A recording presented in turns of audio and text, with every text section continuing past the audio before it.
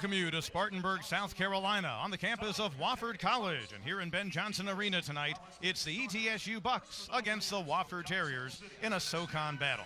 Hi, everybody, along with Dean Keener, Pete Yannity with you. Welcome in to a battle between a team, ETSU, that currently shares first place in the league with Furman, and a Wofford team that's coming on of late, is trying for its first three-game winning streak of the season, and, well, really could keep ETSU from staying in a tie with the Furman Paladins atop the SoCon standings tonight. You're right. ETSU, I think we all knew they were going to be really good, but not that good. 4 straight, 9 of their last 11.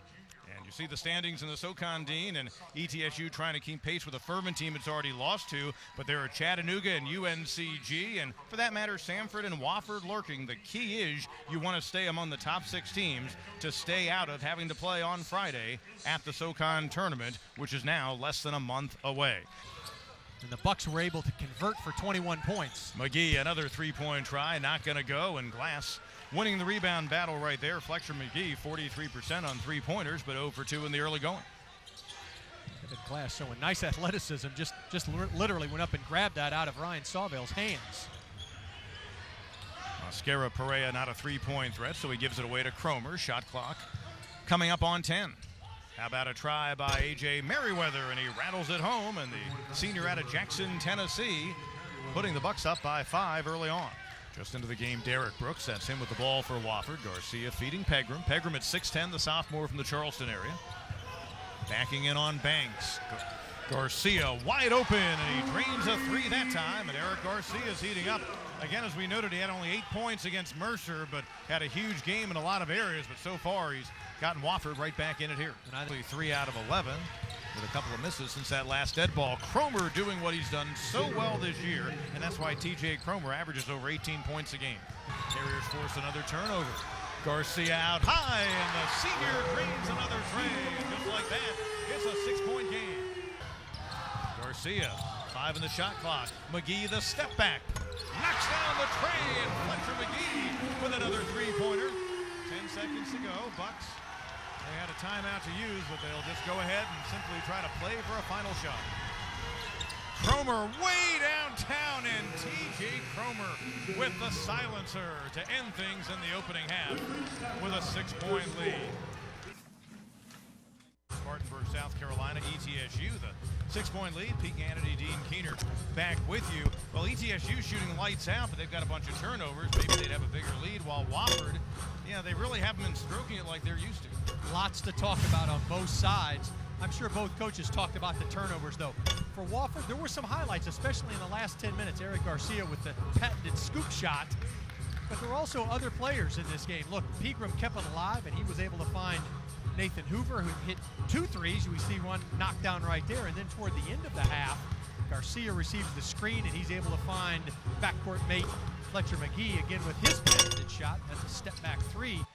Brought the Terriers briefly within 3 points, but it was turnovers that were a problem throughout the half for the Terriers, and the Bucks were able to convert. TJ Cromer with a 3 right there. And then off of a missed shot, Bradford gives it to Payne, who throws it up to Mascara Perea, who knows what to do with it, and he can finish it. And at the end of the half, TJ Cromer just says, clear out. Let me do what I do best, and that's step back and make a 3. A dozen points in the first half for Cromer. That followed a McGee 3 that had pulled the Terriers within 3.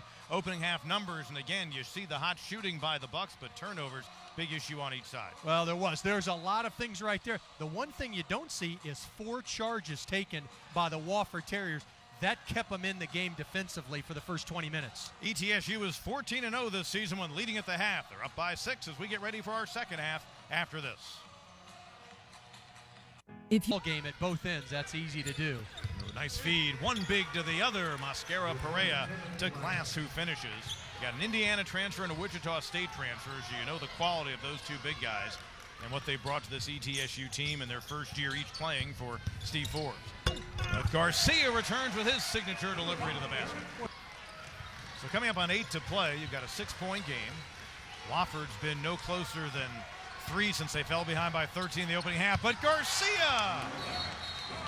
What a nice reverse layup that time. He went right past the man. I really think the defender thought that he was going to try to finish right side, but Eric Garcia and the Terriers right in the thick of this one. Just over 8 to play. 62-58 ETSU's lead, but Garcia, they'll take this all night long with the Wofford Terriers as they're hanging around at home. Now here's Cam Jackson. He's really worked on this kind of play. The spin, off the glass, no. Rebound to Jackson on the deflection. And Cam Jackson gives us our first second half tie. Offense. They bend, but generally they don't break. Oh, nearly a turnover. There's Sauvel. Hoover. And the Terriers move back in front.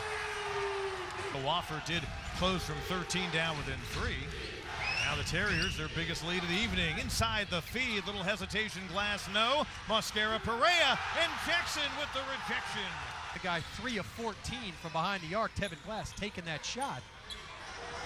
Long one on the way, and Fletcher McGee. And now Steve Forbes will use the timeout. Jackson out high, gonna take it to the hole, and a little spin move by Jackson. Oh, he lost Mascara Perea. And the Terriers back in front by 3. Second one up and in. A 28-point night for Eric Garcia. ETSU in a 3-point game, looking to set up for a tying 3, and off the mark, deflected, and the putback won't matter. Wouldn't have counted anyway, and that's going to do it. And the Wofford Terriers survive with a 3-point victory. The Wofford Terriers snap a modest 2-game skid against ETSU and get their 7th